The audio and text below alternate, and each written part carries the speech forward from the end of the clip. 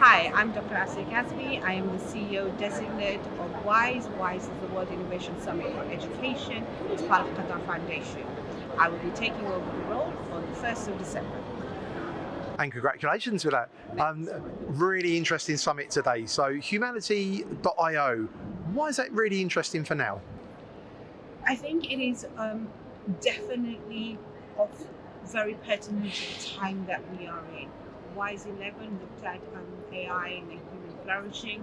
Now we're looking at how do we ensure that technology is not the driving feature, humanity is the driving feature, the driving feature, and the inputs that we put into technology, for example, the human curiosity, creativity, equity, ethics, and critical thinking are really informing the inputs so that we have the outputs allow us to lead with wisdom and to live with wisdom using technology and not being driven by it. It's a very exciting time to be in education.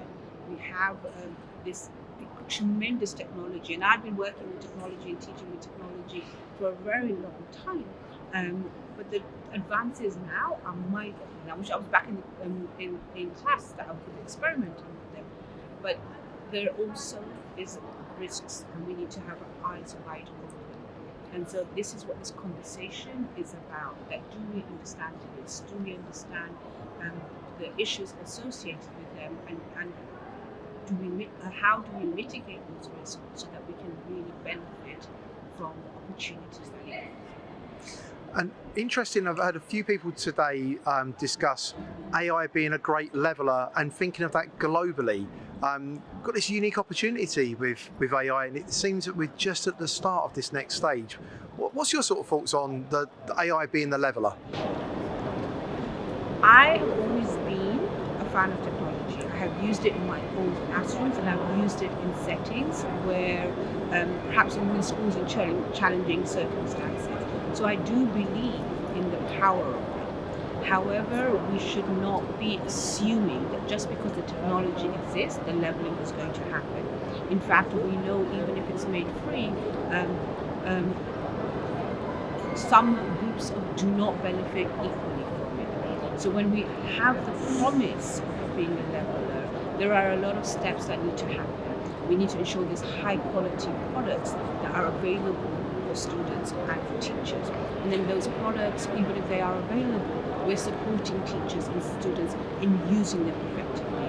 And that we are constantly evaluating to see and to be held accountable. Is it actually making a difference? And that we also understand who it is making a difference for and to make it a difference. I am excited because now we are having conversations about how does this save teachers time?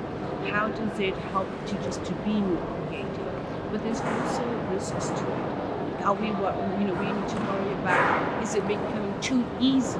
I can set an assignment using an AI. The assignment can be done using an AI. It can be marked using an AI. So how do we center humans in that?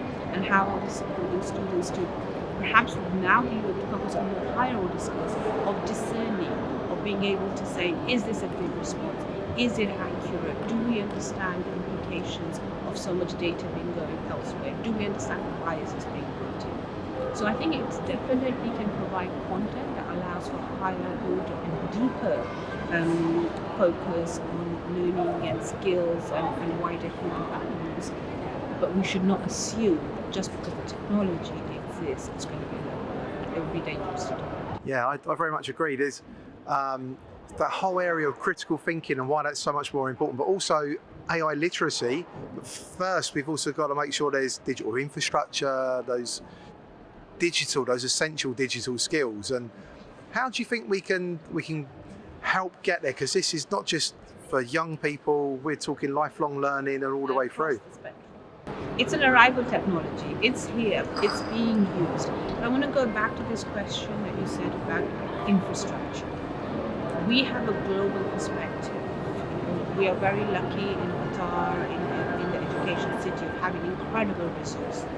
UK is another country which has incredible resources, but equity is always a concern. And so And then when we look at some other countries where electricity is an issue, connectivity is an issue, access to devices is an issue, these are all things that might limit the technology being a level. Not might, but limit technology being a level. Then the hardware infrastructure is there, the infrastructure for learning and for benefiting from this technology, which is about support for teachers.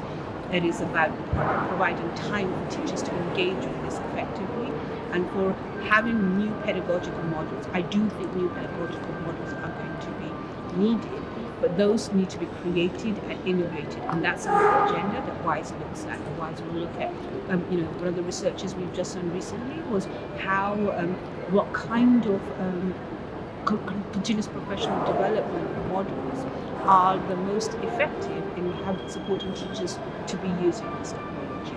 Another research we looked at was in higher education in Africa, which comprised of 50 higher education universities and 4,000 respondents, and then was talking about what is the potential for AI, what is the barriers for AI, and some brilliant examples coming from Africa for us to then act on the recommendations of those reports and do the next thing. So it is going to be continuous effort, like education has always been. This is not new. I think what we are perhaps new is the rapidity of that and the agility we, as a sector, need to be able to respond and to act on the data and adapt accordingly. I think we also should not ignore the risks of AI and how it's affecting perhaps the students' mental health, as the well-being. We've just done some survey on the digital well-being aspect, and so really having our eyes wide open about the benefits, but also really understanding the risks. And I would so far as understanding, this is the first. Often in education, you have a good sense of what the risks are going to be. In this case, in this technology, we might not be fully aware, and so it behoves us to be really careful in how we innovate and how we understand and look at this technology. That's really interesting. You're taking the helm of WISE at a really interesting time, and had real great pleasure yesterday to have a tour of Education City. Really interesting to actually see it in person. Is really a great privilege to be able to see.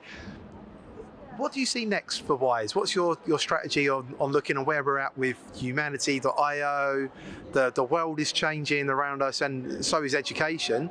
What's your views for the future? So first of all, I'm smiling because I'm loving being in Doha. I'm loving being in Qatar, being in the Education City ecosystem where we have such. I don't know if you saw the Qatar National Library. You must visit. The university ecosystem, the education ecosystem, the schools ecosystem. But your question about the time of education, clearly rapid digital advancements, where we're really having to think about what it means to learn, what it means to understand, what is the roles of humans in this endeavor. And it might feel like actually this is the time when education does change substantially. And I say might because education has been very resistant to changing for a very long time. And I've had the pleasure of visiting classrooms all over the world. And they're often very similar in that you have a teacher, you have a class. The class size might be really different, but those. So I think it might be a time when education does change substantially. That's a very interesting time to be in. The geopolitics is also changing. So many children are at risk and conflict affecting. So it's also a worrying time. But that is where innovation becomes really important. That is where we really think about what are the models that will make a difference in an equity-based way for all young people.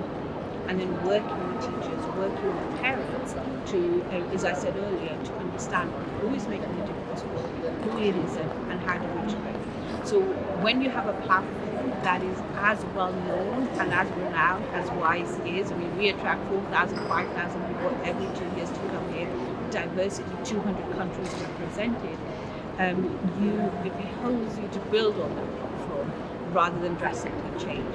I think sometimes perhaps what people know WISE for is the summit, but actually the research agenda and the innovation agenda in between is really important. So I'm going to be really focusing on amplifying that work. For example, on our innovation agenda, we have the WISE Prize. We worked with 6 out of 400 applicants, 6 were chosen. For 12 months, we supported them, not just in terms of the first budgetary side, but the in-kind, the mentorship, etc. Finalists are going to be announced tomorrow at the summit, and we'll continue to support those the 3 prize winners for the next 12 months. And I think that's a really important agenda of thinking about innovation and education isn't just a flash in the pan, it's systematically needs to be built. We have an accelerator program. That looks at innovation that might be ripe for scaling up and supporting those innovators to come to Qatar, but also globally and internationally, really test them out. And finally, the third one, we're not supposed to have favorites, but I am a teacher, and I didn't say this in my introduction, I'm a teacher of mathematics. But the testbed work that we're doing in Qatar is working with teachers for them to be selecting the tools that they want to experiment with, and then supporting them to experiment and have that be recommended as to the policy makers then act on it. I think this is a really important agenda. So the innovation agenda, the research agenda, and the advocacy and community agenda will continue to focus and respond to the global challenges. One of the things that we do in the WISE Summits is have questions that inform our research questions. So between the summit work is as important as the summit.